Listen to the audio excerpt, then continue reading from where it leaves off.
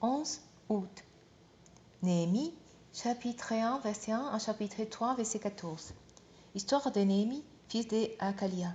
La 20e année du règne d'Artaxerxès, au mois de Kislev, je me trouvais dans la citadelle de Suse. Anani, l'un de mes parents, arriva avec un groupe d'hommes de Juda. Je leur demandai des nouvelles du reste des Juifs revenus d'exil et de Jérusalem.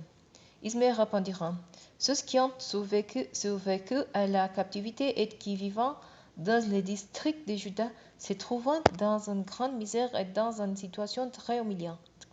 Il y a des brèches dans la muraille de Jérusalem et ces portes ont été détruites par le feu.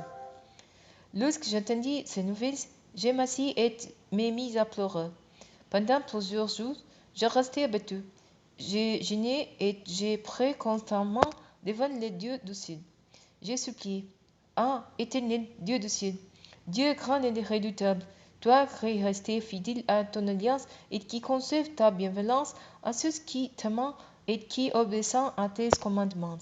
Prête attention à la prière de ton serviteur, que tes yeux soient ouverts pour voir que je suis en prière devant toi en ce moment, jour et nuit, pour intercéder en faveur de tes serviteurs, des Israélites, et pour confesser leurs péchés. Car nous avons péché contre toi. Oh, moi et mon peuple, nous avons péché. Nous sommes vraiment coupables envers toi, car nous avons désobéi aux commandements, aux ordonnances et aux lois que tu as données à moi, ton serviteur. Souviens-toi, cependant, je t'ai prié de ces paroles que tu as ordonnées à ton serviteur Moïse de prononcer. Lorsque vous serez infidèles, je vous disperserai parmi d'autres peuples. Mais si vous revenez à moi pour obéir à mes commandements et les appliquer alors, même si vous vous trouvez éloignés jusqu'aux extrémités de la terre, je vous assemblerai et je vous ramènerai de là au lieu que j'ai choisi pour y établir ma présence. Ils sont tes serviteurs et ton peuple, que tu as délivré par ta grande force et par tes interventions puissantes. Je t'en prie, Seigneur, veux prêter attention à la prière de ton serviteur, à celle de tes autres serviteurs qui désirent te craindre. De grâce, fais aussi aujourd'hui la démarche que je vais entreprendre aujourd'hui, et que cet homme m'accueille avec compassion.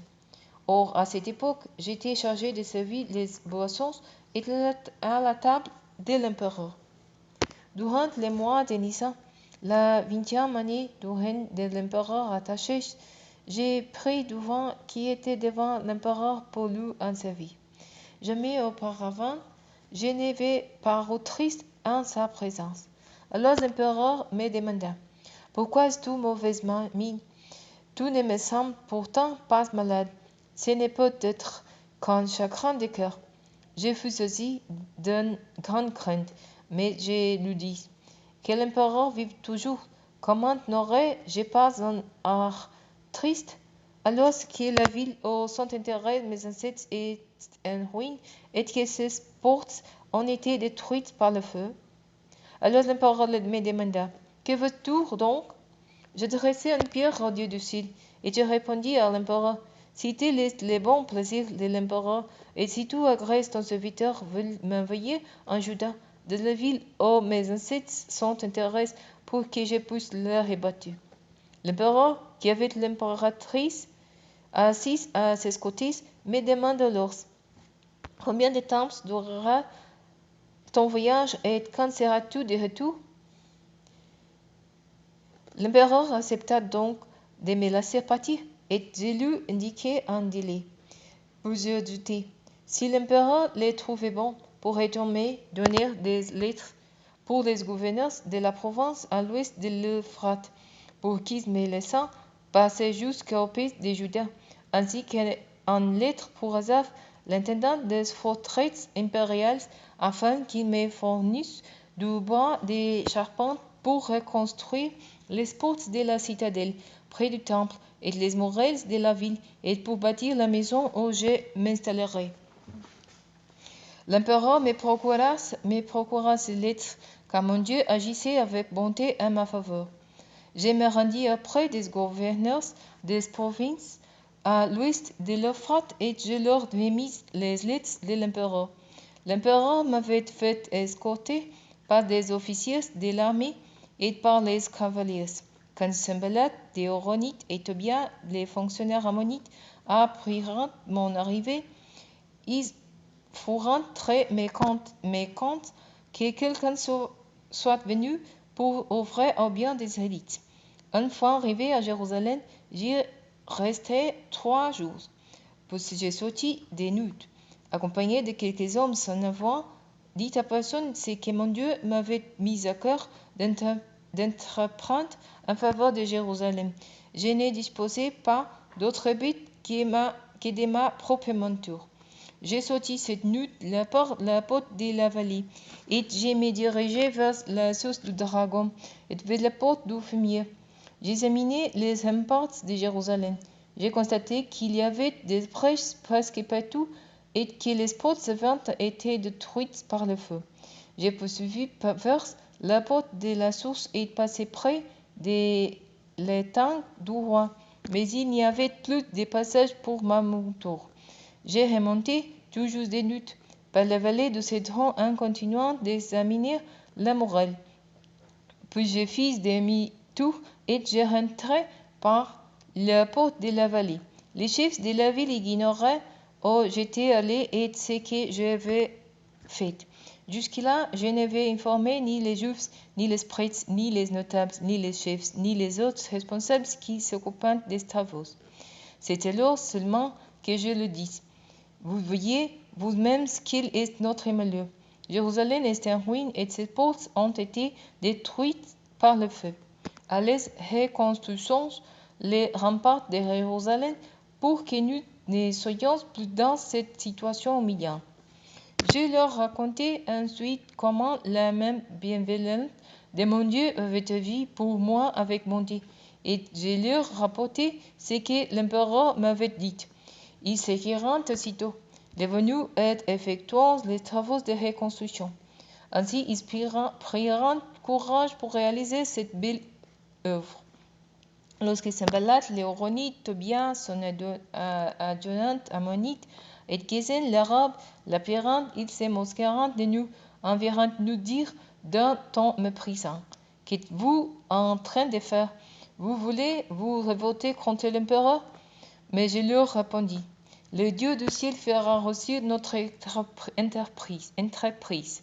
Nous, les serviteurs, nous nous mettrons à l'œuvre et nous reconstruirons la ville. Quant à vous, vous n'avez aucune propriété ni aucun droit dans Jérusalem, et personne n'ici souviendra de vous avec considération. Eliasib, le grand prêtre, se mit au travail avec ses collègues.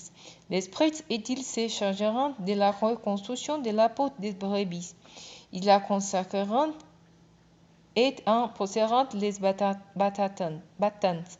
Puis ils continueront à répéter les murailles, qu'ils consacreront jusqu'à la tour de Mia, puis jusqu'à la tour de Hananel. À côté de Trévelant, les habitants de Jéricho. À la suite, c'était Zakour, fils d'Henri, qui bâtissait. Les descendants de Sénat reconstruiront la porte des poissons. Ils en firent la charpente et en posèrent les battantes, les verrous et les barres. À côté d'eux, Mérémoth, fils d'Uri, petit-fils de Cox, travaillait. À sa suite, c'était Mesulam, fils de Bérekia, fils de Mesalbeel. Et plus loin, Sadok, fils de Bana.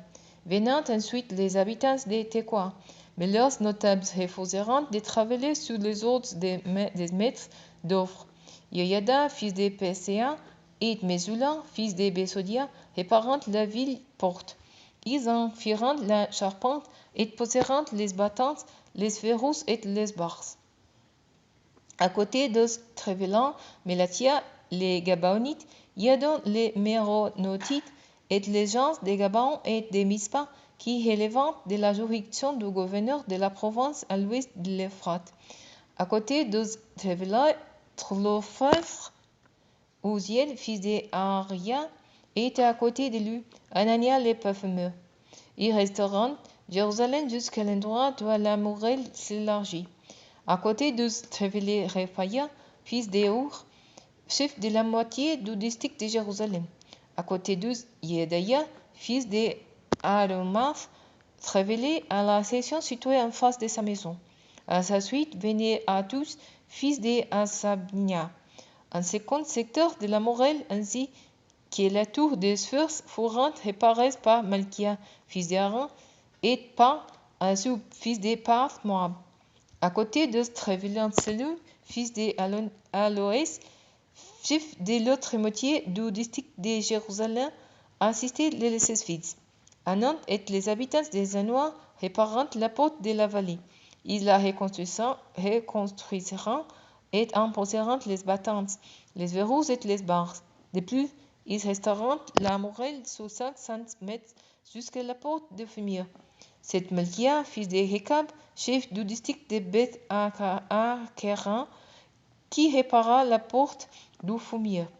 Il la rebâtit et en posa les battantes, les verrous et les barres.